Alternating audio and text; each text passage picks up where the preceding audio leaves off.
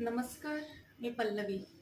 चला तर मग आज आपण या व्हिडिओमध्ये पाहूयात की श्रावण सोमवारची सुरुवात ही कधी होते व त्याचा शेवट हा कधी होतो ते आपण या व्हिडिओमध्ये पाहूयात.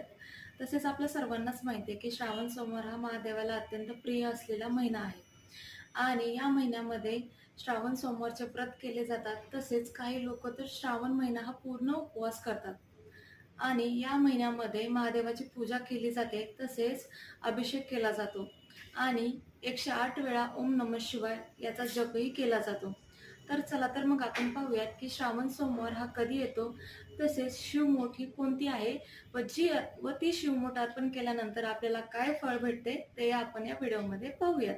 इथे तुम्ही पाहू शकता श्रावण सोमवार व शिवमोठ कोणती अर्पण करायची ते. तांदूळ अर्पण केल्यास धनप्राप्ती लाभते, तीळ अर्पण केल्यास विजय प्राप्त होतो, मूग अर्पण केल्यास मानसिक शांतता लाभते, जवस अर्पण केल्यास आरोग्य चांगले